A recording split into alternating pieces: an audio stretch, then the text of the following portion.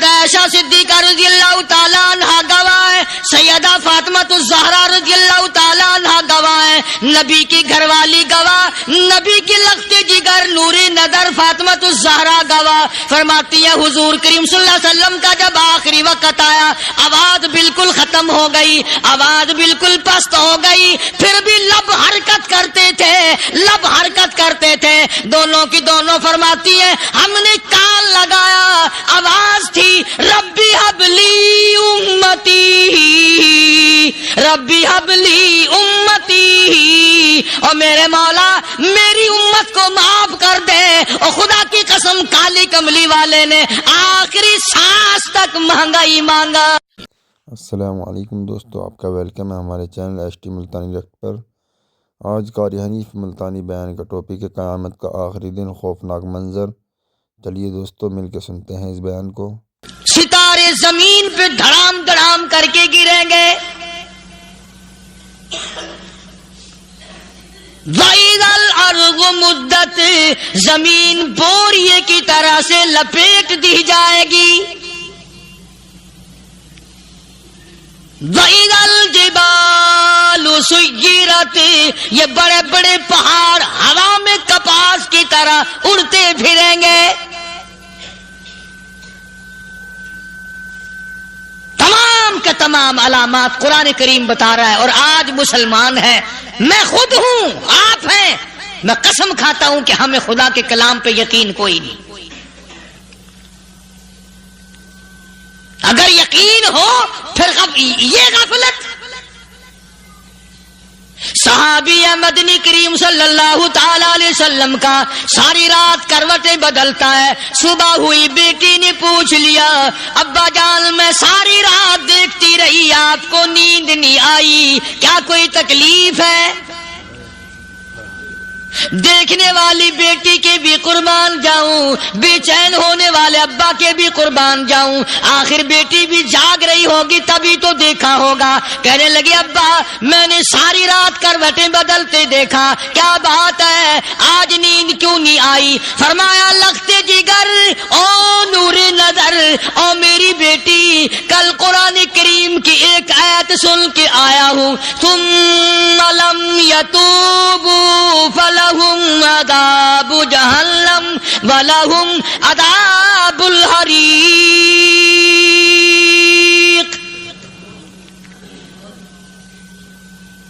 او میری بیٹی جس نے قرآن کریم کے ذریعے جہنم کی خبر سن لی ہو، جہنم کے انگاروں کی خبر سنی ہو، جس نے جہنم کی تباہ کاریاں سن لی ہو، او میری بیٹی نیند کیسے آئے؟ کیسے نیند آئے؟ امام شافعی رحمت اللہ علیہ اتنے بڑے جلیل القدر ولی کامل ہے، وقت کی امام ہے، پرہیزگار متقی ہے، اپنی بیٹی کو فرمانے لگے لختے جگر تیری آنکھیں بگڑتی چلی جا رہی ہیں، میں دیکھتا ہوں تو ساری رات نیند نہیں کرتی، ساری رات سوتی نہیں، مصلی پہ کھڑی ہو کر قرآن پڑھتی رہتی ہے، تو کچھ نیند کر لیا کر، آنکھوں سے محتاج ہو جائے گی۔ عرض کرنے لگے ابا جان نیند آتی ہے، بستر پہ لیٹ جاتی ہوں، آنکھ لگنے کو ہوتی ہے، فوراً میرے دل میں خیال آتا ہے شافی کی بیٹی تو نے تو بستر سنبھال لیا، صبح تیری نہ معلوم زمین کے اوپر ہوگی یا لاکھوں من مٹی کے نیچے ہوگی۔ پھر میری نیند اکھڑ جاتی ہے، پھر کھڑی ہو کر خدا کا قرآن پڑھتی ہوں۔ وہ ساری رات قرآن پڑھا کرتے تھے، اور بدقسمت قوم تمہیں صبح اٹھ کر قرآن کا سپارہ پڑھنے کی توفیق نہیں۔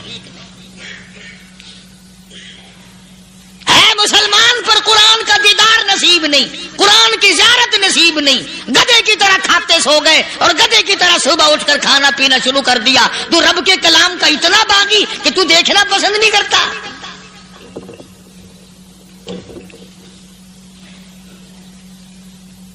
اور دنیا کی چیز اگر گھر میں نہ ہو، ٹھنڈے ٹھنڈے سانس مارتے ہیں عورتیں بھی، ہاں جی اپنی زمین کوئی نہیں نا، اپنی ہاں جی مکان اچھا اپنے پاس کوئی نہیں، फलां चीज अपने पास कोई नहीं।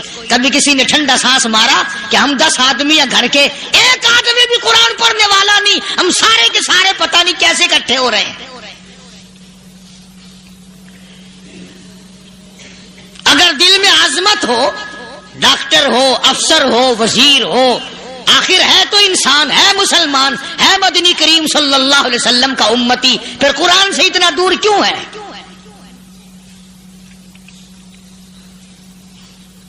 तो अल्लाह पाक जल्ले शानहू ने फरमाया, मेरे बंदे हर हाल में डर। हाँ, तेरी सारी चालाकियों को मैं जानता हूं, तेरी सारी होशियारियों को मैं अच्छी तरह जानता हूं। फरमाया वो दिन दूर नहीं, आया वक्त क़यामत का, आया, कोई किसी के काम नहीं आएगा। फरमाया इन्ना वादल्लाहि हक़्क़ुन फला तग़ुर्रन्नकुमुल हयातुद दुनिया। दुनिया ने फंसा लिया, चहल पहल में फंस गए, उसके रंग रोगन में लग गए, उसकी ज़ेब ज़ीनत में लग गए। रात उसी की सोच है, दिन में उसी का फिक्र है, और मरने का किसी को भी फिक्र नहीं। कुरान करीम के आखिरी सूरत, आखिरी लुकमान के आखिरी आयतों में अजीब मज़मून रखा है। फरमाया इन्नल्लाह इंदहु इल्मुस्साअति व युनज़्ज़िलुल गईस। क़यामत का ठीक वक्त अल्लाह के सिवा कोई नहीं जानता। किसे मालूम है अभी अगले मिनट में क्या हो जाएगा, सेकंड में क्या हो जाएगा। अच्छा, एक बात मेरे ज़हन में आई, ये बड़े बड़े लोग आपको मिलेंगे देहातों में भी, बाजारों में भी, शहरों में भी। फलाना बुजुर्ग गैब की बातें बताया करता था, फलाना वली यूं बताया करता था। कभी ये भी तो पूछना कि उस वली ने कभी ये भी बताया कि मैं मरूंगा कब, किस दिन मरूंगा। जब अपनी मौत का पता नहीं तो और किसी चीज का क्या पता है। सिर्फ अटकल बच्चू तीर लगाने वाली बात है। अभी चंद महीने हुए यहां मेरे पास चंद नौजवान आए मुल्तान शहर से और कहने लगे कि 25,000 की चोरी हो गई है, बता किधर, कौन ले गया, किधर ले गया। मेरे पास आए यहां, मैंने कहा बता दूंगा पर आधे लूंगा। कहने लगा नहीं नहीं देखा ना जी, इतना तो ना करो। और मैंने कहा वो सारे ही चले गए यार, यकीन करो मैं यहाँ चारपाई में बैठा हूं दरवाजे के बाहर, असर के बाद पूरी पार्टी आई इसी शहर की कि 25,000 रुपया गुम हो गया है, बता किधर गया है। सब लोग कहते हैं कारी हनीफ बताता है। सुनो, कारी हनीफ बताता है, टीला करा दूंगा मैं।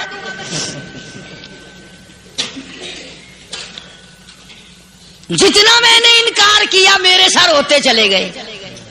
आखिर में मैंने बकवास कर दी, मैंने कहा अच्छा बताऊंगा फिर आधे लूंगा। कहने लगे नहीं, तमाशा देखा, यानी अंदाजा लगाओ कि हम शहर से सुनकर आए हैं कि कारी हनीफ चोरियां बताता है। अल्लाह गनी, किसको मालूम है कि अभी क्या हो जाएगा। अल्लाह पाक ने किसी को नहीं बताया। फरमाया इन्नल्लाह इंदहु इल्मुस्साअति व युनज़्ज़िलुल गईस। क़यामत का ठीक वक़्त किसी को मालूम नहीं, बारिश का कोई पता नहीं कब होगी, कितनी होगी। तुम अभी कह रहे होगे कि जी महकमे मौसमियात वालों को पता चलता है। इन 3 महीने में ये महकमे मौसमियात वाले कई दफा कह चुके हैं कि बूंदाबांदी होगी, मगर कुछ भी नहीं हुआ। बल्कि जितने ये ज्यादा बतलावे ना उतने ही मौसम खराब होता चला जावे। पिछले साल इन्होंने रुई की गांठों की गिनती बताई कि इतनी कपास पैदा होगी मुल्क में, इतनी रुई की गांठ बनेगी, इतनी बाहर भेजेंगे और इतनी अपने घर रखेंगे। जरा पूछो तो सही जिम्मेदारों से सर खुजाते फिरे कि खाद के पैसे भी वापस नहीं हुए। भले किसी को क्या पता कि अभी क्या था और अभी क्या हो जाएगा, कल क्या होगा, परसों क्या, एक अल्लाह की जात जानती है। फरमाया वयुनज़्ज़िलुल गईस, कोई नहीं जानता बारिश कब होगी, कितनी होगी, कहां तक होगी, किस कदर होगी, किस तरफ में होगी, कहां नहीं होगी। वयअलमु मा फिल अरहाम, کوئی نہیں جانتا عورت کے پیٹ میں کیا ہے، لڑکا ہے کہ لڑکی. باپ کو پتا نہیں، ماں کو پتا نہیں، دادی کو پتا نہیں، نانی کو پتا نہیں. یوں کہ کسی کو پتا ہو یا نہ ہو، حضرت صاحب کو پتا لگ جاتا ہے. حضرت صاحب کو کیوں؟ حضرت صاحب ٹھڈ دے اندر وڑدا ہوندا ہے. تماشا دیکھ، کوئی کسی کو پتا نہیں چلتا. اور خدا نے اپنی خدائی کسی کو تقسیم کر کے دینی نہیں. لم یلد ولم یولد. نہ میرے ماں باپ، نہ میں کسی کا باپ، نہ میری اولاد، نہ میں کسی کی اولاد. اللہ الصمد، بے نیاز، بے مثل، بے مثال ہوں. ہمیشہ سے ہوں اور ہمیشہ رہوں گا. سام میرے محتاج ہو، میرے دروازے کے گداگر ہو، میرے دروازے کے فقیر ہو، میرے دروازے کے دستے نگر ہو. آؤ مانگو کھاؤ، موت آئے مر جاؤ. اگر اکڑو گے، فرمایا پھر میں نے بڑی بڑی سزائیں دی ہیں لوگوں کو. ہاں ہاں، میں تو توبہ بھی منہ سے نہیں نکلنے دیتا. کلمہ تو کلمہ ہائے نہیں کرنے دیتا میں. جب میں موت کا پیغام دوں، یکدم دل کی حرکت بند ہو جاتی ہے. ہائے بھی نہیں، اوئی بھی نہیں، اف بھی نہیں، کچھ بھی نہیں. فرمایا وَيَعْلَمُ مَا فِي الْأَرْحَامِ. کسی کو پتا نہیں عورت کے پیٹ میں کیا چیز ہے. دیکھو نا، جس نے 9 مہینے بچہ پیٹ میں رکھا، جب بچہ پیدا ہوتا ہے نا، خود ماں بھی کان لگاتی ہے، بتائیں گی لڑکا ہے کہ لڑکی ہے. بےتابی سے انتظار کرتی ہے، بڑی بے قراری سے انتظار کرتی ہے عورت کہ یہ دائی بول لے، کوئی اور پاس والی بول لے، کوئی اور چھوٹی بڑی گھر کی عورت بول کے بتائے کہ لڑکا ہے کہ لڑکی ہے. اور جس نے 9 مہینے پیٹ میں رکھا، جب اس کو پتا نہیں تو پرلی طرف بیٹھے ہوئے حضرت صاحب کو پتا کہنے چل گیا. وَيَعْلَمُ مَا فِي الْأَرْحَامِ.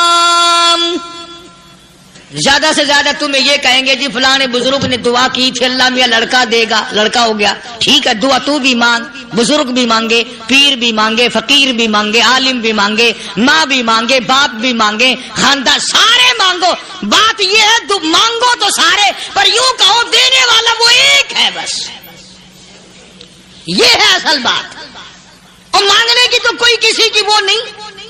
امام الانبیاء محبوب کبریا حضرت محمد مصطفیٰ صلی اللہ تعالی علیہ وسلم سیدہ عائشہ صدیقہ رضی اللہ تعالیٰ عنہ فرماتی ہیں، میں سوئی ہوئی تھی، اچانک میری آنکھ کھلی، میں نے کالی کملی والے کو سجدے میں دیکھا. رو رہے ہیں، دعائیں مانگ رہے ہیں، رو رہے ہیں. حضرت عائشہ فرماتی ہیں اللہ اکبر، فرماتی ہیں اتنے روئے سرکار مدینہ صلی اللہ علیہ وسلم، سانس رک گیا، سانس گھٹ گیا آپ کا. حضرت عائشہ فرماتی ہیں میں اپنا جگر پکڑ کے بیٹھ گئی، کہیں آج بیوہ تو نہیں ہو جاؤں گی.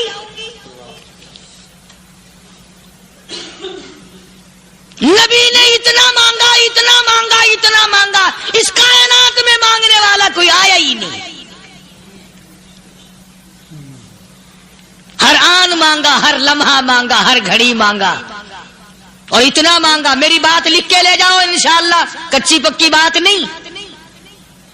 سیدہ عائشہ صدیقہ رضی اللہ تعالیٰ عنہ گواہ ہے، سیدہ فاطمہ الزہرا رضی اللہ تعالیٰ عنہ گواہ ہے، نبی کی گھر والی گواہ، نبی کی لخت جگر نوری نظر فاطمہ الزہرا گواہ. فرماتی ہے حضور کریم صلی اللہ علیہ وسلم کا جب آخری وقت آیا، آواز بالکل ختم ہو گئی، آواز بالکل پست ہو گئی، پھر بھی لب حرکت کرتے تھے، لب حرکت کرتے تھے، دونوں کی دونوں. فرماتی ہے ہم نے کان لگایا، آواز تھی ربی حبلی امتی، ربی حبلی امتی، اور میرے مولا میری امت کو معاف کر دے. اور خدا کی قسم کالی کملی والے نے آخری سانس تک مانگا ہی مانگا.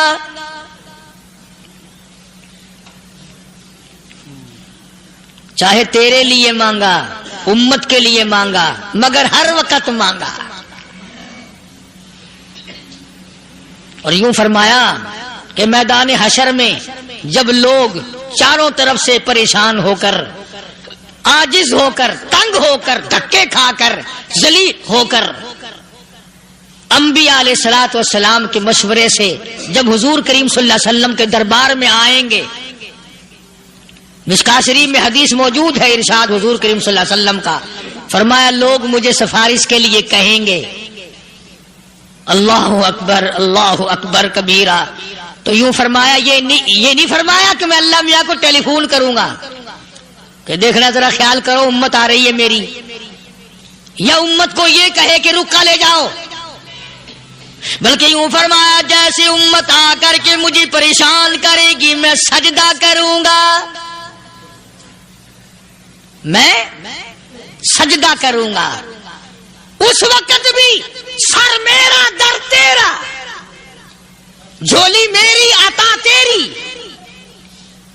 اور حدیث پاک کا اگر مضمون پڑھ کر دیکھو سارے مضامین حل ہو جائیں۔ یوں فرماتے ہیں خود حضور کریم کہ میں اتنا لمبا سجدہ کروں گا، اس وقت قیامت میں اتنا لمبا سجدہ کروں گا کہ 7 دن 7 راتیں کا وقت 1 ہفتے کے برابر وقت لگ جائے گا، میں سر سجدے سے نہیں اٹھاؤں گا۔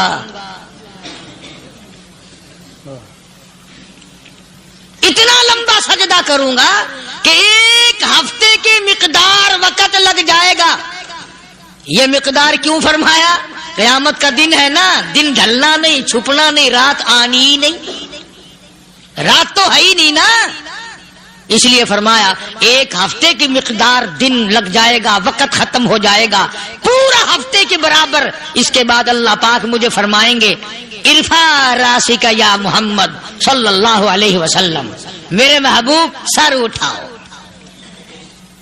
سل مانگو توتا دوں گا، مانگو دیا جائے گا، سوف یعطیک ربک فترضی، تیرا رب تجھے راضی کر دے گا۔ صحابہ اکرام رضوان اللہ تعالی علیہ مجمعین نے عرض کر دیا یا رسول اللہ صلی اللہ علیہ وسلم آپ کس وقت راضی ہوں گے؟ کتنے لوگ جنت میں چلے جائیں گے، دوزخ میں چلے جائیں گے، آپ کس وقت راضی ہوں گے؟ خدا کی قسم اس محسن کائنات کا کیا کہنا کالی کملی والے نے جو ہم پر مہربانی فرمائی۔ یوں فرمایا جب تک ایک ایک امتی کلمہ پڑھنے والے کا ہاتھ پکڑ کر جنت میں نہ لے جاؤں میں محمد الرسول اللہ کو چین نہیں آئے گی، ایک ایک کو لے جاؤں گا اور چین نہیں آئے گا مجھے اس وقت بھی۔ تو عرض کر رہا تھا کہ قرآن کریم نے اور تمام چیزوں میں عقیدے کا سدھار کہ عقیدہ بناؤ، یہ جو عقیدہ ہے نا اس کی حیثیت ایسی ہے جیسے پہلی اینٹ عمارت کی، اگر اینٹ ٹیڑھی ہو گئی تو ساری عمارت ٹیڑھی ہو جائے گی، اگر عقیدہ صحیح نہیں تو سارے اعمال ٹیڑھے ہو جائیں گے، اور اگر عقیدہ صحیح ہے تو اعمال بھی اور تمام افعال بھی اخلاق بھی تمام کی بنیاد جو ہے وہ صحیح رہے گی اور اچھی توفیق ہوگی۔ یہ عربی کلمہ ہے، آپ اور میں اگر کلمے کا معنی سمجھ لیں پھر بھی بات بنتی ہے۔ یہی تو معنی لا الہ الا اللہ، کوئی نہیں بگڑی بنانے والا، کوئی نہیں حاجت روا، کوئی نہیں مشکل کشا، کوئی نہیں تیرا ہاتھ پکڑنے والا، کوئی نہیں مجھے اور آپ کو اولاد دینے والا، کوئی نہیں بیوی بچے دینے والا، کوئی نہیں یہ ہر روز روٹی کھلانے پانی پلانے والا اس کے سوا کوئی نہیں، الا اللہ، ایک اللہ کی ذات ہے۔ اور فرمایا کہ یہ بتایا کس نے کہ یہ سب کچھ کرنے والا کون ہے؟ محمد الرسول اللہ صلی اللہ علیہ وسلم، کہ ہمارے آقا اور مولا حضرت محمد الرسول اللہ صلی اللہ علیہ وسلم نے بتایا۔ تو قرآن کریم کی ان آیتوں نے وضاحت کر دی وما تدری نفس ماذا تکسب غدا، کسی کو پتہ نہیں کل کیا ہو جائے گا، صبح کو کیا ہو جائے گا، شام کو کیا ہو جائے گا۔ وما تدری نفس بأي أرض تموت، کوئی نہیں جانتا موت کس جگہ پہ آئے گی۔ کسے معلوم ہے کہ میری قبر کہاں بنے گی؟ کوئی نہیں جانتا میرے اس بدن کو جانور کھا جائیں گے، کسی کو علم نہیں ہے کہ قبر کا گڑا ملے گا کہ نہ ملے گا، کفن ملے گا کہ نہ ملے گا، نماز جنازہ نصیب ہوگی کہ نہ ہوگی، غسل نصیب ہوگا کہ نہ ہوگا، کوئی نہیں جانتا۔ کلمہ پڑھتے موت آئے گی یا کنجری کے گانے سنتے گاتے موت آئے گی؟ کس کو علم ہے کہ آخری کلام جو دنیا میں ہوگا وہ درود پاک ہوگا یا قرآن کریم ہوگا یا دعا ہوگی یا استغفار ہوگا، اور یا گالی منہ سے نکلے گی، دم نکل جائے گا؟ کسے معلوم ہے؟ اس لیے فرمایا وما تدری نفس بأی ارض تموت، کوئی نہیں جانتا موت صبح آئے گی یا شام آئے گی، بیوی بچوں کے سامنے آئے گی یا اسپتال میں، کوئی پاس ہوگا بھی یا کہ نہیں جس وقت موت آئے گی؟ کسے معلوم؟ سجدے میں آئے گی یا کنجری کی گود میں آئے گی؟ کیا پتا، فلم میں آئے گی یا مسجد میں آئے گی؟ پچھلے دنوں ایک جگہ ایک آدمی نے صبح کی اذان دی، بڑی اچھی اذان دیا کرتا تھا، اللہ کا نام بلند کیا، زمین پہ بیٹھا اور ختم، فجر کی اذان دی، جو سنے انہوں نے کہا یار ابھی تو اذان دی تھی، بس اللہ کی طرف لوگوں کو بلایا اور خود دنیا سے رخصت ہو گیا۔ ہاں، کسی کی موت یوں بھی آیا کرتی ہے، کسی کی سجدے میں آ جاتی ہے، کسی کی مراقبے میں آ جاتی ہے، اللہ اکبر، کسی کی نماز میں آئے، اللہ کی طرف دھیان لگے ایسا لگے کہ لگی جائے وہ چلا ہی جائے۔ ہمارے استاد محترم مولانا عبد الخالق صاحب رحمۃ اللہ علیہ یا کبیر والے میں تھے، بہت بڑے عالم، جید عالم، سمندر تھے علم کے، بس صبح کی نماز کے بعد مراقبے میں بیٹھے اللہ اللہ کر رہے ہیں، بس جیسے اتحیات میں بیٹھتے ہیں نا اسی طریقے سے بیٹھے تھے۔ دن چڑھ گیا، بھتیجے نے آ کر کے کہا حضرت ناشتہ تیار ہے، جواب کوئی نہیں۔ پھر کچھ دیر کے بعد آیا کہ حضرت ناشتہ تیار ہے، جواب کوئی نہیں۔ اور دن چڑھ گیا، ہاتھ لگا کے دیکھا کہ حضرت تو پہنچ گئے اللہ کے یہاں، کس حالت میں؟ ایسی اللہ اللہ اللہ سے لو لگائی کہ اللہ ہی کے یہاں چلے گئے۔ اور ان اللہ والوں کے پاس اس نیت سے لگا کرو میری آخرت بن جائے، میری قبر بن جائے، میرا آخری کلام جو دنیا میں ہو وہ کلمہ ہو، استغفار ہو، درود پاک ہو، قرآن کریم ہو، پھر تو مزہ ہے۔ اور اگر ہائے ہائے ہائے ہائے کرتے مر گئے تو کیا ہوا؟ فرمایا ان اللہ علیم خبیر، میں خدا کی ذات تمام چیزوں سے واقف ہوں، مجھے تو پتا ہے نا، تیرے ایک ایک سانس کا پتا ہے، تیری رگ کے ایک ایک خون کے قطرے کا مجھے پتا ہے، اس لیے کہا کرتا ہوں کہ عادت ڈالو درود شریف پڑھتے ہوئے چلنے پھرنے کی، کلمہ کلام پڑھتے ہوئے چلنے پھرنے کی، استغفار کرتے ہوئے چلنے پھرنے کی۔ پہلے زمانے میں جب ٹھوکر لگتی تھی تو لوگ سبحان اللہ کہتے تھے، اللہ اکبر، استغفر اللہ، اب گالی منہ سے نکلتی ہے، اب گالی منہ سے نکل رہی، گالیاں بکتے ہوئے لوگ مر رہے ہیں۔ حضرت معاذ بن جبل رضی اللہ تعالیٰ عنہ مدینے پاک میں بیمار ہے، آخری وقت ہے، صحابہ کی ایسی ایسی موت آیا کرتی تھی، چاروں طرف جتنے گھر والے بیٹھے ہیں، اماں بھی، بیٹی بھی، گھر والی بھی، بہن بھی، بھائی بند بھی، قبیلہ بھی، خاندان بھی، مدینہ شہر ہے، کالی کملی والی کا شہر ہے، حضرت معاذ بن جبل کا آخری وقت ہے، چاروں طرف بیٹھنے والے بھی تلاوت کر رہے ہیں قرآن کریم کی، خود معاذ بن جبل بھی تلاوت فرما رہے ہیں۔ اچانک حضرت معاذ رضی اللہ تعالیٰ عنہ رونے لگے، روئے حضرت معاذ۔ یہ وہ جوان ہے جس کو رخصت فرمانے کے لیے یمن کا گورنر بنا کر کے بھیجا حضور صلی اللہ علیہ وسلم نے، حضور صلی اللہ علیہ وسلم اس کو روانہ فرمانے کے لیے کئی میل پیدل تشریف لے گئے۔ ہاں، حضور کے صحابہ تو معاذ بن جبل جب رونے لگے تو گھر والوں نے پوچھا کیوں؟ کوئی بیٹھا ہوگا نا، کہنے لگا ڈر گئے، موت سے ڈر رہے ہو، موت سے ڈر کے رو رہے ہو؟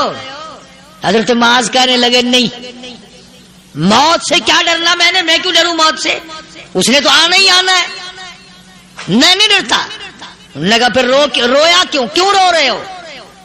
اللہ اکبر۔ صحابی کہتا ہے میرے دل کی تمنا میرے دل میں رہی، میری آرزو پوری نہ ہو سکی، میری حسرت میرے دل میں رہی، میرا شوق پورا نہ ہو سکا، میری آرزو پوری نہ ہو سکی، میری تمنا پوری نہ ہو سکی، بستر پہ موت آ رہی ہے اس لیے رو رہا ہوں۔ اے کاش رمضان کا مہینہ ہوتا، میں روزے دار ہوتا، گرمی کا موسم ہوتا، مجھے سخت پیاس لگی ہوتی، کفار سے مقابلہ ہوتا، میدان جہاد اور جنگ ہوتا، میں کئی کافروں کو قتل کر دیتا، پھر وہ مجھے قتل کر دیتے، میری زبان کاٹ لیتے، میری اللہ کے یہاں پیشی ہوتی، میرا رب مجھ سے پوچھتا میں آج دنیا سے کیا لایا، میں عرض کرتا الہی بولوں کیسے، تیری راہ میں زبان کٹا کے آیا ہوں اور روزہ رکھ کر آیا ہوں، تیرے محبوب کے حوض کوثر کے پانی سے روزہ افطار کروں گا۔ کہتا اس لیے رو پڑا ہوں کہ بستر پہ موت آ رہی ہے۔ ڈر کس چیز کا؟ یہ نہیں ڈرا کرتے تھے۔ حضرت ابو ایوب انصاری سب کہہ دو رضی اللہ تعالی عنہ۔ اللہ اکبر، کتنا بڑا مقدرہ والا جوان ہے۔ مدینے پاک میں حضور کریم صلی اللہ علیہ وسلم نے اسی کے یہاں ڈیرا لگایا۔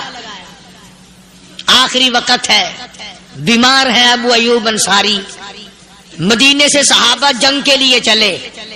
آؤ صحابہ کی تمنائیں دیکھو، ہم جتنے بیٹھے ہماری تمنا تو یہی ہے نا، کاروبار بڑھ جائے، مکان دکان کا ساز و سامان بڑھ جائے، یہ مل جائے وہ مل جائے، یہ ہو جائے وہ ہو جائے۔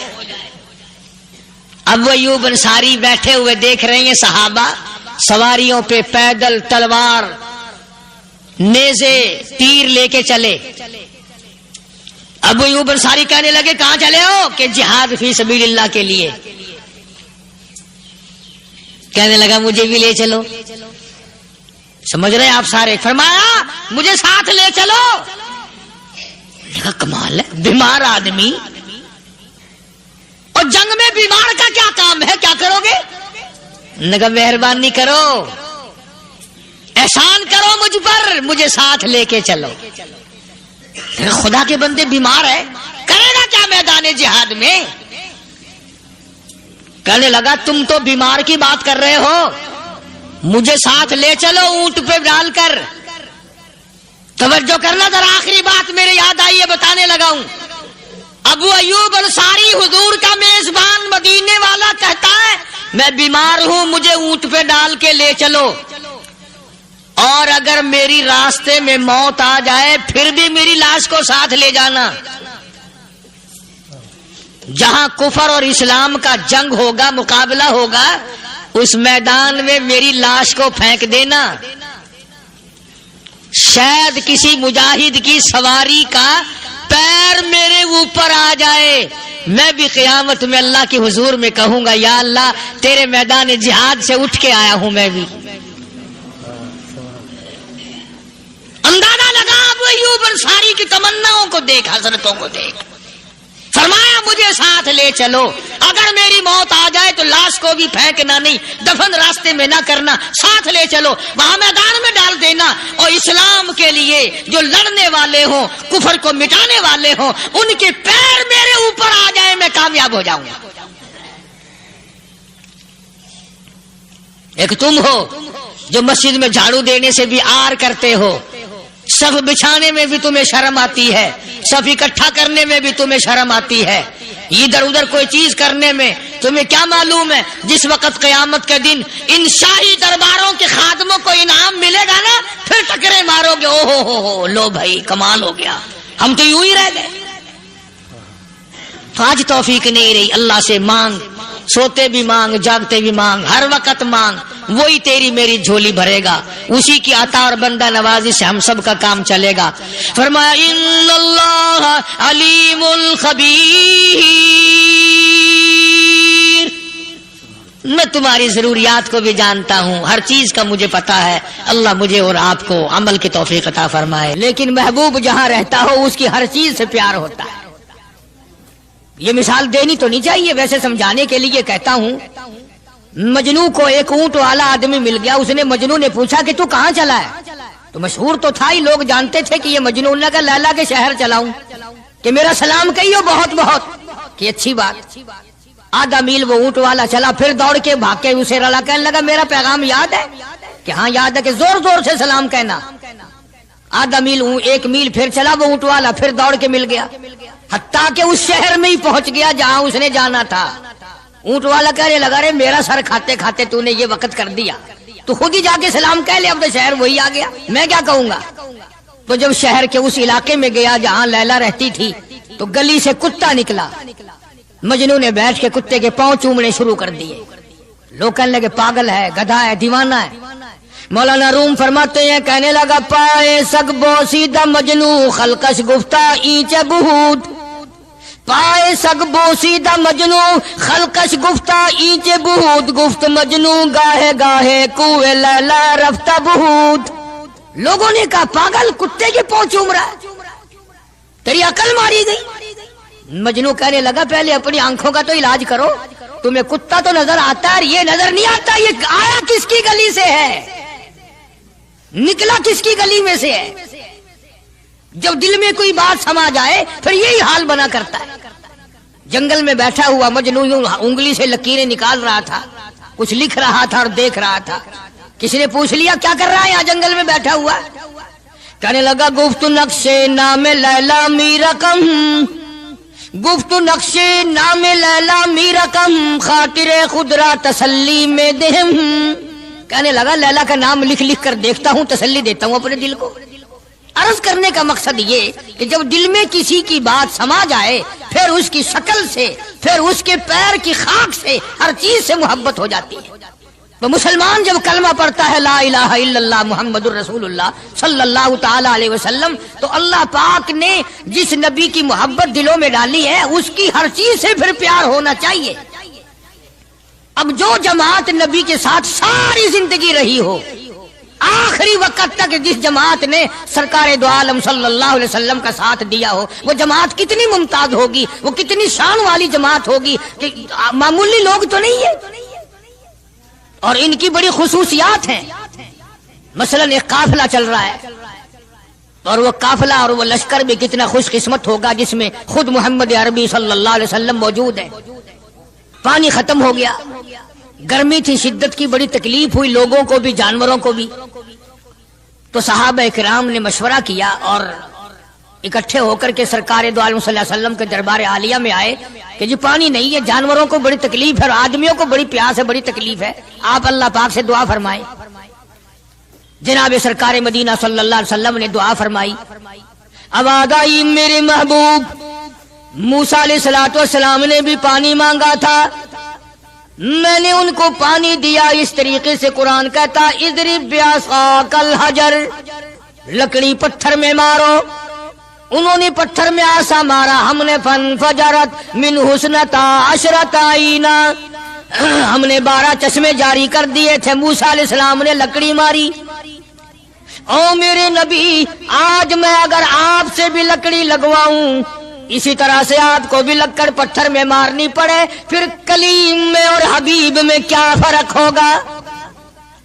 وہ کلیم اللہ ہے، آپ حبیب اللہ ہیں، آپ کو لکڑی مارنے کی ضرورت نہیں۔ یہ پیاری پیاری انگلیاں جو یتیم کے سر پہ پھرتی ہیں، یہ پیاری پیاری انگلیاں جو ہر صحابی کے ساتھ مسافہ ہونے میں ملتی ہیں، غریبوں کے لیے دعا کے لیے اٹھتی ہیں، میرے محبوب صلی اللہ علیہ وسلم یہی پیاری پیاری انگلیاں ایک پانی کے برتن میں آپ رکھ دیں، مجھے اپنی کبریائی کی قسم سارے قافلے کو ان انگلیوں سے نکلا ہوا پانی پلا دوں گا۔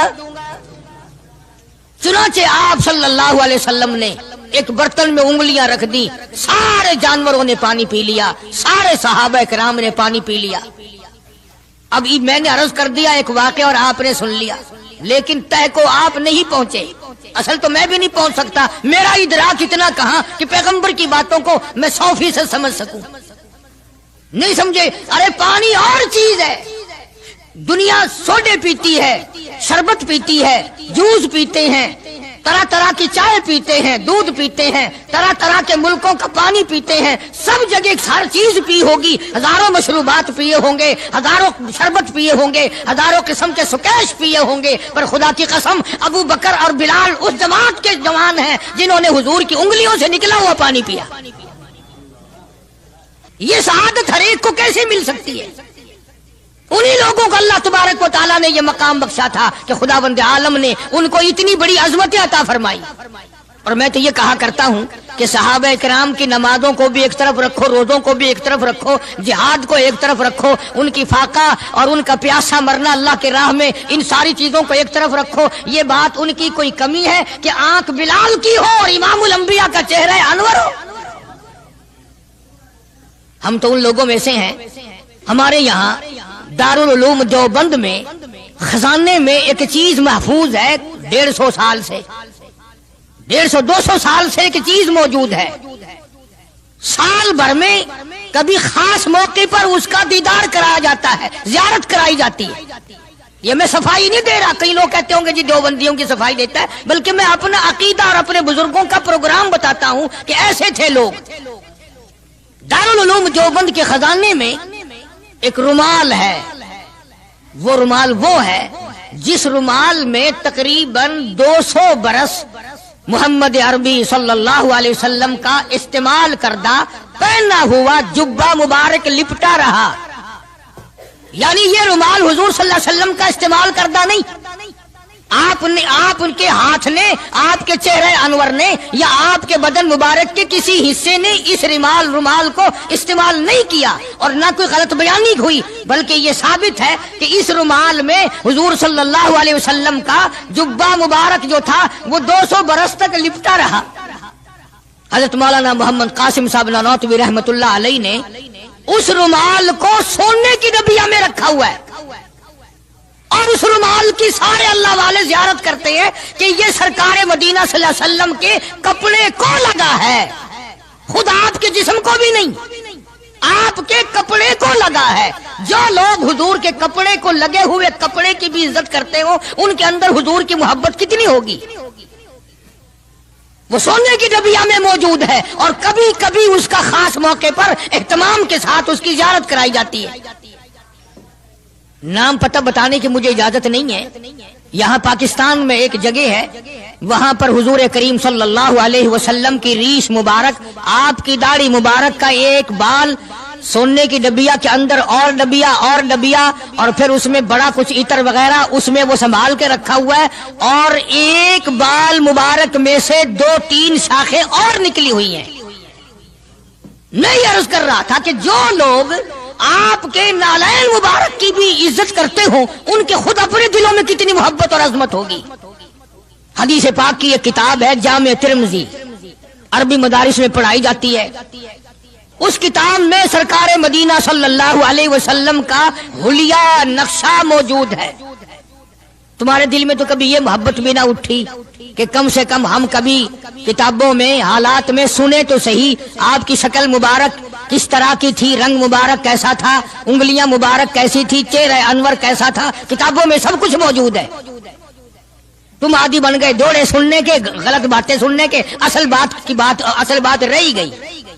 تو میں بتانا یہ چاہتا ہوں کہ جامع ترمذی کتاب جو ہے حدیث پاک کی، اس میں آپ صلی اللہ علیہ وسلم کی چپل مبارک کا نقشہ ہے، آپ کی نالین مبارک کا نقشہ ہے، یعنی سرکار دو عالم صلی اللہ علیہ وسلم کی جوتی مبارک کا نقشہ ہے۔ اب وہ ہے اس زمانے کی، بالکل سادہ چپل ہے، پہاڑی قسم کی۔ تو میرے بزرگوں کا اور میرے اکابر کا، علماء دیوبند کا یہ عقیدہ ہے کہ اگر کوئی آنکھوں سے وہ نقشہ دیکھ لے، توجہ کرنا، اور دل میں یہ خیال لائے ہیں یہ بھی کوئی جتی ہے، باٹا والے اتنی اچھی بناتے ہیں، سروس والوں کی اتنی چپلیں اچھی ہیں، فلانے ملک کی اتنی اچھی ہیں، امریکہ میں یوں بنتی ہیں، ہمارے یہاں کمپنیاں یوں بناتی ہے، یہ تو کوئی خاص چپل نہیں۔ ہمارے بزرگوں نے لکھا ہے جس کے دل میں اتنی سی بات آئی ایمان چلا گیا، ایمان نہیں رہے گا، اس لیے کہ اس ذات کی نالین مبارک کی عزت بھی فرض ہے۔ آئی بات سمجھ میں؟ یعنی کس قدر عظمت ہے، کس قدر محبت ہے اور کس قدر تعلق ہے محمد عربی صلی اللہ علیہ وسلم کی ذات سے ان لوگوں کو۔ مولانا رشید احمد صاحب گنگوہی رحمت اللہ علیہ رمضان المبارک میں مدینے پاک سے مرید کھجوریں لا کے دے دیتے، تو آپ مریدین کو کھجوریں تقسیم فرماتے اور فرماتے گٹھلیاں مجھے واپس کر دو، کھجوریں کھا کر گٹھلیاں واپس دے دو۔ حضرت کیا کرتے؟ ان گٹھلیوں کو اکٹھا کر کے ہاون دستے میں کوٹ کر صفوف بنا کر رکھ لیتے، اور رمضان شریف میں جس پانی سے روزہ افطار کرتے وہ گٹھلیوں والا صفوف اس میں ملا کر پیتے کہ یہ میرے آقا کے شہر کی گٹھلیاں ہیں۔ کتنی بڑی عزت ہے۔ اس زمانے میں بجلیاں نہیں ہوتی تھی، چراغ جلتے تھے حضور کریم صلی اللہ علیہ وسلم کے گنبد خضرا پہ، جہاں ہر وقت اللہ کی رحمتیں برستی ہیں۔ اللہ ہر ایک کو زیارت نصیب فرمائے۔ 24 گھنٹے فرشتے سلام پڑھ رہے ہیں، صلات پڑھ رہے ہیں، درود پاک پڑھ رہے ہیں، چاروں طرف سے رحمت ہی رحمت برس رہی ہے۔ تو زیتون تیل جلتا تھا، کسی مرید نے حضرت کو لا کے وہ چراغ کا بچا ہوا تیل، ایک تو زیتون ویسے بکبکا ہوتا ہے، زیتون کا تیل کوئی ذائقے دار نہیں ہوتا، ویسے ہی بکبکا، اور پھر اس چراغ کا بچا ہوا جو جل چکا ہو اور بھی زیادہ بدبودار ہو جاتا ہے۔ لیکن مولانا رشید احمد گنگوہی رحمت اللہ علیہ کو جب کسی نے لا کے دیا تو حضرت نے وہ بچا ہوا چراغ کا تیل کھڑے ہو کے پیا۔ تو کسی نے پوچھا حضرت یہ کیوں؟ فرمایا تجھے کیا معلوم ہے، یہ اس چراغ کا بچا ہوا تیل ہے جو کالی کملی والے صلی اللہ علیہ وسلم کے روضہ اقدس پہ جل رہا تھا۔ مولانا محمد قاسم صاحب نانوتوی رحمت اللہ علیہ کو کسی نے مدینے پاک سے رومال لا کے دیا، آپ اس کو چومنے لگے، آنکھوں سے لگانے لگے، تو کسی نے کہا حضرت کیا چوم رہے ہو، یہ تو اٹلی کا بنا ہوا رومال ہے، مدینے میں رومال تھوڑے ہی بنتے ہیں، یہ تو اٹلی کا فلاں ملک کا بنا ہوا، جرمن کا بنا ہوا رومال ہے، آپ چوم رہے ہیں اس کو، یہ مدینے میں تھوڑی فیکٹری کو رومالوں کی کارخانہ ہے۔ فرمایا نہیں ٹھیک ہے مجھے بھی پتا ہے، بنایا جرمن والوں نے ہے، بنا اٹلی میں ہے، لیکن یہ بات تو دیکھ میں تو اس لیے چوم رہا ہوں کہ مدینے کی ہوا اس کو لگی ہے، مدینہ منورہ کی اس کو ہوا لگ گئی ہے، اس لیے میں محبت میں چوم رہا ہوں۔ عرض کرنے کا مقصد یہ کہ ان لوگوں کے دلوں میں پیار ہوتا ہے تو پیار کے اظہار کے طریقے ہوتے ہیں، محبت کبھی نہیں چھپی رہا کرتی۔ مولانا محمد قاسم صاحب نانوتوی رحمت اللہ علیہ جب مدینے پاک پہنچے کئی میل ادھر کو جوتا اتار دیا، رات کا وقت تھا، پیر زخمی ہو رہے ہیں، سواری خالی چل رہی ہے، کسی نے عرض کیا حضرت سواری پہ سوار ہو جاؤ، پاؤں زخمی ہو رہے ہیں، فرمایا مدینہ میرے آقا کا شہر ہے، سواری پہ چڑھ کر داخل ہوتے ہوئے مدینے پاک میں شرم آتی ہے، مدینے جیسے شہر میں سواری پہ چڑھ کر داخل ہوں۔ چنانچہ جتنے دنوں مدینے پاک میں رہے جوتا نہیں استعمال کیا، جوتا نہیں پہنا مدینے پاک میں رہتے ہوئے مولانا محمد قاسم نانوتوی رحمت اللہ علیہ نے۔ تو شاگردوں نے پوچھا حضرت پتھریلا علاقہ ہے، ٹھوکریں لگتی ہیں، آپ ایسا نہ کریں۔ فرمایا بھائی ڈر لگتا ہے کہیں میرا جوتے والا پیر اس جگہ پر نہ کہ پڑ جائے جہاں میرے آقا حضرت محمد الرسول اللہ صلی اللہ تعالی علیہ وسلم کے قدم مبارک لگا۔ اتنی عظمت، اتنا پیار، اتنا ادب۔ امام مالک رحمت اللہ علیہ نے ساری عمر مدینے پاک میں گزاری، لیکن میں ذمہ داری سے کہتا ہوں 3 میل کے اندر اندر امام مالک نے کبھی پیشاب پخانہ نہیں کیا، مدینہ شہر میں امام مالک نے کبھی پیشاب پخانہ نہیں کیا، فرماتے تھے میرے آقا کا شہر ہے مجھے شرم آتی ہے۔ اس کا نام عظمت ہے، اس کا نام محبت ہے۔ 2 غزلیں گا لینا یا 2-4 شعر پڑھ لینا اور نہ نماز پڑھنا، نہ روزے رکھنا، نہ قرآن کی تلاوت کرنا، نہ درود شریف کا ورد کرنا اور نہ صحابہ کرام کا ذکر خیر کرنا، یہ محبت کا معیار تمہیں بتایا کس نے ہے؟ تمہیں شکلوں سے پتہ نہیں چلتا کہ یہ حضور کریم صلی اللہ علیہ وسلم کا محبت کرنے والا یا نہیں کرنے والا؟ کیسے محبت کا معیار اپنا سکتے ہیں وہ لوگ، چرس پینے والے، فیم کھانے والے، بھنگ پینے والے، کتوں سے ہر وقت کھیلنے والے، وہ کبھی آقا دو عالم صلی اللہ علیہ وسلم کے خادم ہو ہی نہیں سکتے۔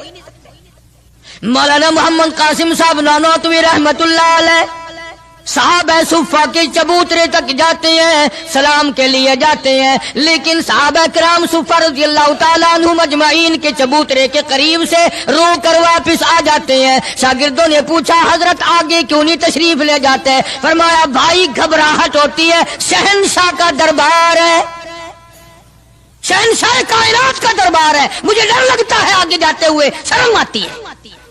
کئی دنوں کے بعد ماجہ شریف تک گئے، جالیوں کے قریب تک گئے اور وہاں جا کر کے سلام عرض کیا تو مولانا محمد قاسم صاحب نانوتوی رحمت اللہ علیہ ہنستے ہوئے واپس تشریف لائے۔ کسی نے پوچھ لیا اللہ والے کئی دنوں سے تو دیکھا روتے ہوئے واپس آیا کرتے تھے، آج مسکراتے ہوئے آئے ہو؟ فرمایا الحمدللہ کام بن گیا، کام بن گیا۔ اس کسی نے پوچھ لیا کیا کام بن گیا؟ فرمانے لگے تمہیں کیا معلوم ہے میرے آقا کا مجھ پہ اتنا کرم تھا، میرے آقا کا مجھ پہ اتنا کرم تھا، بھر دیا میرا دامن پھیلانے سے پہلے، میرے آقا کا مجھ پہ اتنا کرم تھا، نشہ رنگ لایا پلانے سے پہلے، اور بھر دیا میرا دامن پھیلانے سے پہلے، مجھے کالی کملی والے صلی اللہ علیہ وسلم نے دودھ پلا دیا، علم حدیث پلا دیا۔ عجب انداز کے لوگ ہیں، عشق ان جیسا۔ باہر تشریف لائے، نعتیہ کلام تو دیکھو، عشق کے بغیر ایسا کون کہہ سکتا ہے؟ یوں فرماتے ہیں جیوں تو سگانے، جیوں تو سگانے حرم کے ساتھ پھروں، او میرے مولا بقایا زندگی اگر میری ہے، میرا مدینے کے کتوں میں شمار کر دے، میں بڑا راضی۔ جیوں تو سگانے حرم کے ساتھ پھروں، اور مروں تو کھائے مجھ کو مدینہ کے مرغ و مار، میں مدینے میں مر جاؤں، مدینے کے پرندے مجھے کھا جائے، میں بڑا راضی۔ دیگار عالم کے نبی موسیٰ کلیم اللہ نے دیکھا کہ وہی کمزور پھر کسی اور آدمی سے متھا لائے کھڑا ہے۔ موسیٰ علیہ السلام نے فرمایا کل تو ایک اور آدمی سے لڑ رہا تھا، آج اس سے لڑ رہا ہے، تیری عادت بن گئی لڑنے جھگڑنے کی۔ موسیٰ علیہ السلام نے اس کو ذرا آنکھ دکھائی نا کہ تو کیا روزانہ لڑائی کر لیتا ہے، تجھے کیا عادت ہے جھگڑا کر لینے کی؟ اندازہ لگاؤ جس کی حمایت میں آدمی مر گیا تھا، موسیٰ کلیم اللہ نے جس کی حمایت کی تھی، گھونسا مارا آدمی مر گیا۔ اب یہی کہتا ہے دیکھو جی کئی دن ہو گئے بھی انہوں نے ایک آدمی مارا ہے اور آج میرا نمبر آ گیا دکھے۔ حمایت اسی کی تھی، مگر احسان فراموش جو قوم کی امانت کو نہیں سمجھا کرتے، ان کے ضمیر بک جایا کرتے ہیں، ان کی تمام چیزیں بدل جایا کرتی ہیں، آنکھ بدلتی ہے، دل بدلتا ہے، حالات بدلتے ہیں، تمام چیزیں بدل جایا کرتی ہیں۔ اسی کو کہتا کہ زمانہ گردش کرتا ہے، دن رات بدلتے رہتے ہیں، جذبات لمحات کے دامن میں چھپ کر جذبات بدلتے رہتے ہیں، حالات بدل جاتے ہیں۔ وہ کمزور آدمی جس کی حمایت کی تھی موسیٰ علیہ السلام نے، خود ہی کہتا ہے کہ کئی دن ہو گئے بھی ایک آدمی مار دیا انہوں نے، اور آج مجھے دھمکی دے رہے ہیں۔ موسیٰ علیہ السلام کو بڑا دکھ پہنچا کہ کمینے، تیری تو مدد کی تھی، تیری تو حمایت کی تھی، اور تو ہی آج بکواس کر رہا ہے۔ موسیٰ علیہ السلام وہاں سے چل نکلے، وطن ہی چھوڑ دیا کہ یہ دیش ہی رہنے کے قابل نہیں، جہاں کے بڑے بھی کمزور بھی بدماش ہو جائیں، وہ دیش وہ ملک رہنے کے قابل نہیں رہا کرتا۔ اور اب تو سنا ہے بڑے بڑے افسر بڑے نیک آدمی ہو گئے، جیل میں جو قیدی رہتے ہیں انہیں شراب کی بڑی تکلیف تھی، اندر ہی بھٹی لگوا دی کہ یہی بلاؤ تازی تازی یہی پیو بابا۔ نیک آدمی اکٹھے ہو گئے سب۔ ہمیں کیا ہے، آئے گی مصیبت انشاءاللہ کئی دن پہلے نمبر تمہارا لگے گا، ہمارا بعد کو لگے گا۔ کہنے لگا قال یا موسیٰ ان الملأ یأتمرون بک لیقتلوک فاخرج انی لک من الناصحین۔ تم نے ایک آدمی کو پہلے بھی مارا، کیا آج میرا مارنے کا ارادہ ہے؟ موسیٰ علیہ السلام گھبرا گئے، یہ ملک رہنے کے قابل نہیں، جہاں کا بادشاہ فرعون ظالم ہو اور جہاں کے کمزوروں کا یہ حال ہے، ان کی حمایت کرو تو وہ الٹی بکواس کرتے ہیں، ان کو سمجھاؤ، ان کو سیدھے راستے پہ لگاؤ تو وہ الٹے بھونکتے ہیں، یہ ملک رہنے کے قابل نہیں۔ وَلَمَّا تَوَجَّهَ تِلْقَاءَ مَدْيَنَ قال عسى ربي أن يهديني سواء السبيل۔ موسیٰ علیہ السلام چل دیے مدین کی طرف، راستے سے واقف نہیں، حالات سے واقف نہیں، کبھی اس ملک میں گئے تک نہیں، اللہ جل شانہ کے دربار میں دامن پھیلا دیا۔ رب ذوالجلال کی قسم، نبی اپنے آپ کو خدا کا کتنا محتاج سمجھتا ہے، کلیم اللہ ہے، اللہ کا پیغمبر ہے، رسول ہے، پروردگار عالم کا نمائندہ ہے، لیکن راستہ چلتا ہوا بھی تم کسی آدمی سے پوچھو گے، مکان والے سے پوچھو گے، دکان والوں سے پوچھو گے، راہ گزر لوگوں سے پوچھو گے، کلیم اللہ کا حال دیکھو، ربی عسیٰ ان یہدی سواء السبیل، اور میرے پروردگار جدھر کو میں چلا ہوں مجھے راستہ معلوم نہیں، تو ہی مجھے سیدھا راہ چلائے گا۔ حالانکہ تمہارے میرے ذہن میں یہ کبھی بات بھی نہ آئی ہوگی کہ راستہ بھی اللہ سے پوچھا کریں، ہمارا خیال تو یہ ہے کہ راستے کا اللہ کو کیا پتا، راستہ تو آنے جانے والے لوگ ہی جانتے ہیں نا، مگر یہاں فرمایا عسیٰ ربی ان یہدینی سواء السبیل، میرے پروردگار تیرے سوا مجھے راہ چلانے والا کوئی نہیں، راستہ بتانے والا کوئی نہیں، امن کا عافیت کا راہ تیرے سوا مجھے کون بتا سکتا ہے۔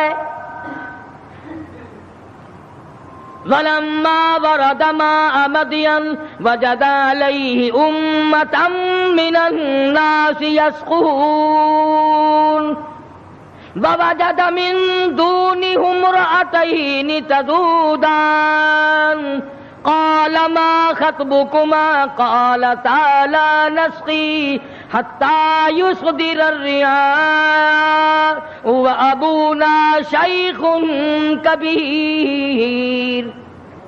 موسیٰ علیہ السلام مدین میں جا پہنچے، علاقے میں جا پہنچے، شعیب علیہ السلام کا زمانہ ہے، اللہ کے نبی ہیں، پیغمبر ہیں اللہ پاک کے بھیجے ہوئے، مدین کے علاقے میں موسیٰ علیہ السلام پہنچ گئے، راستہ خدا سے پوچھا، وہاں جا کے دیکھا ایک کنواں ہے،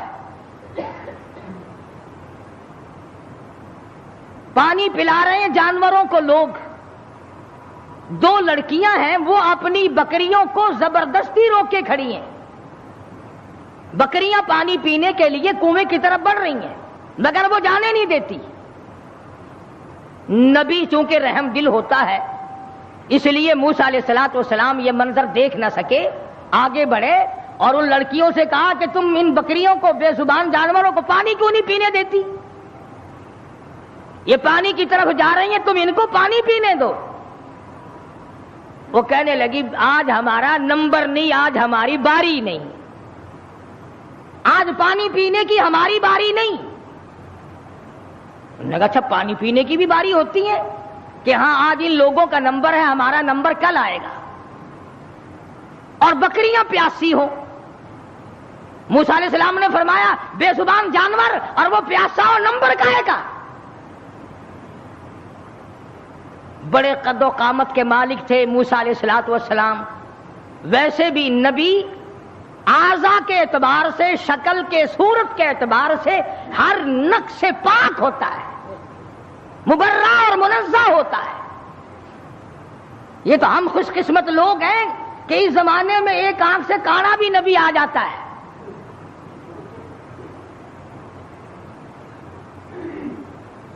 ایک جگہ مرزا غلام احمد قادیانی کہتا ہے کہ میں امام مہدی ہوں، حالانکہ امام مہدی کی اماں کا نام آمنہ ہوگا، اس کی ماں کا نام گھسٹو ہے، کسی طرح سے بھی صحیح نہیں۔ ہر ہر نبی ہر رسول پیر کے ناخون سے لے کر سر کے بالوں تک بالکل تمام عیبوں سے پاک ہوتا ہے. نمائندہ خدا کا ہو اور اس میں کوئی خامی ہو. یہ تو ہو سکتا ہے کہ حکومت کے نمائندے ہوں، حکومت کے افسر ہوں اور وہ بیچ میں چوہے کی طرح کاٹتے رہے. خدا کا نمائندہ بالکل پاک اور منزہ اور مبرہ ہوتا ہے.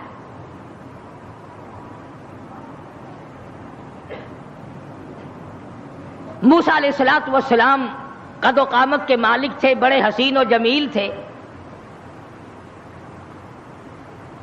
بکریاں جو لڑکیوں نے روک رکھی تھی ان لڑکیوں کو کہا ایک طرف ہٹ جاؤ، تم چلو، بکریاں پیاسی ہیں، تم نمبر لگائے کھڑی ہو. انہوں نے کہا جی ہمارا قصور نہیں ہے، وہ اگلے نہیں پینے دیں گے، وہ کنویں پہ جو کھڑے ہیں آج ان کا نمبر ہے. وہ کہنے لگے میں پلاؤں گا.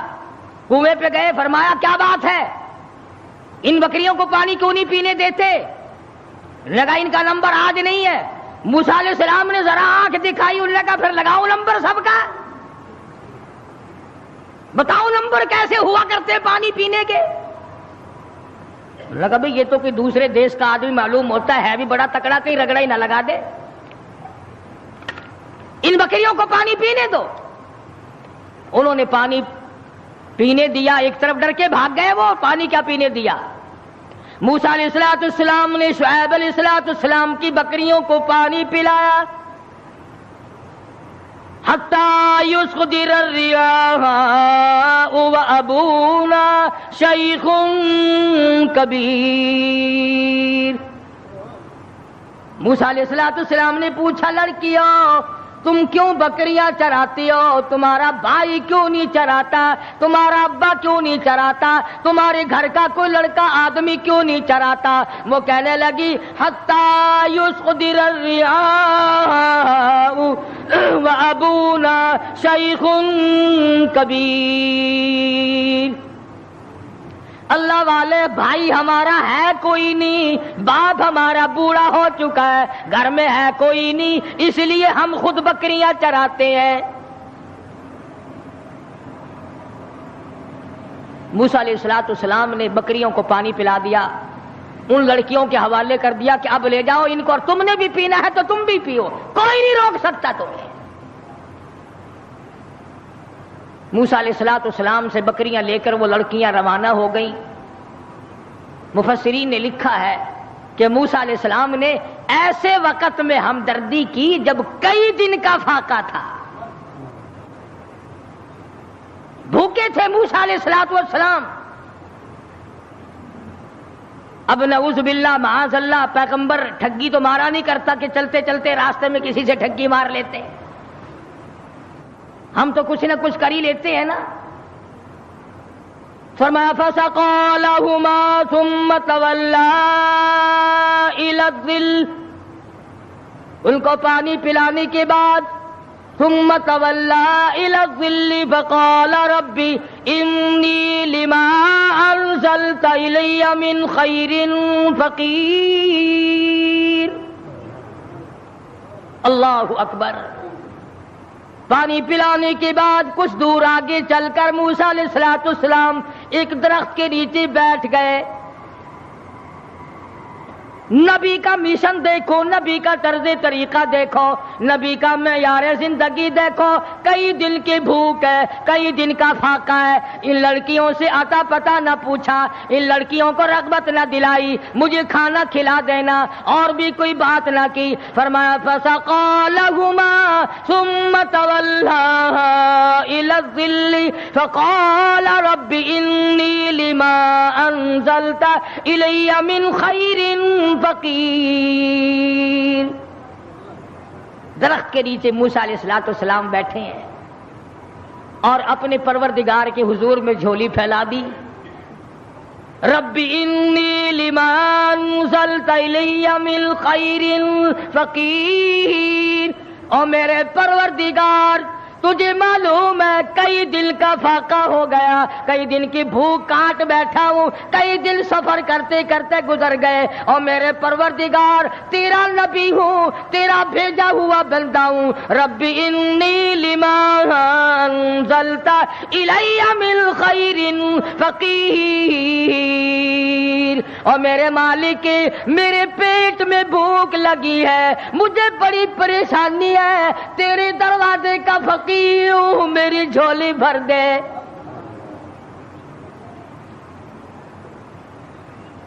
مالک کائنات یہ پیٹ تیرا لگایا ہوا ہے، یہ بھوک بھی تیری پیدا کرتا ہے، میں کسی مکان والے کے پاس کیوں جاؤں، میں کسی رہائشی کے پاس کیوں جاؤں؟ وطن میرا نہیں، دیش میرا نہیں، علاقہ میرا نہیں، خاندان میرا نہیں، قبیلہ برادری میری نہیں، میرے تو تمام پیچھے رہ گئے، میں تو فرعون سے نجات پا کر کے آیا ہوں، اور میرے پروردگار ربی انی لما انزلت الی من خیر فقیر۔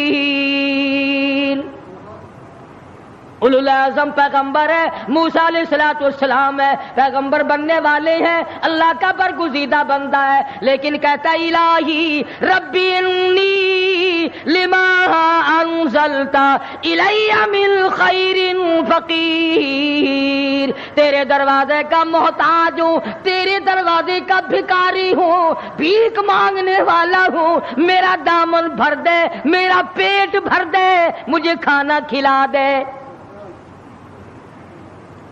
نبی سے مانگ، نبی اللہ سے مانگ رہا ہے، پردیس میں جا کر کے بھی لفظ فقیر موجود ہے۔ آج ہم نے بھی کبھی دعا مانگتے ہوئے کہا یا اللہ میں تیرے دروازے کا گداگر ہوں، میں فقیر ہوں، میں محتاج ہوں تیرے دروازے کا۔ ہمیں فقیر کہتے ہوئے اپنے آپ کو شرم آتی ہے۔ لو خان ہو کر فقیر بنے، شیخ ہو کر فقیر بنو، چودھری ہو کر فقیر بنوں، محتاج بنوں خدا کا۔ پروردگار عالم نے جب سنا دریائے کرم جوش میں آ گیا، سبحان اللہ سبحان اللہ۔ فجاءته إحداهما تمشي على استحياء قالت إن أبي يدعوك۔ اللہ میاں نے فرمایا موسیٰ علیہ السلام روٹیاں مانگ رہے ہو، کھانا مانگ رہے ہو؟ جی حضور۔ فرمایا کھانا کھانا نہیں، کھانا پکانے والی تجھے دے رہا ہوں، میں نے تیری شادی کا انتظام کر دیا۔ موسیٰ تم کہتے ہو میں پردیسی ہوں، یہاں میرا کوئی نہیں، موسیٰ تو میرا ہے، میں تیرا ہوں، تجھے تیسرے کی کیا ضرورت ہے؟ آپ وطن کو کیا کریں گے؟ آپ دیش کو کیا کریں گے؟ آپ کنبہ قبیلہ برادری کو کیا کریں گے؟ میں جو تیری ساتھ ہوں، جھولی تیری ہو، عطا میری ہو، مانگنے والا تو ہو، بھر دینے والا میں ہوں، تو مانگے روٹی میں تیرا گھر آباد کر دوں۔ فجاءته إحداهما تمشي على استحياء قالت إن أبي يدعو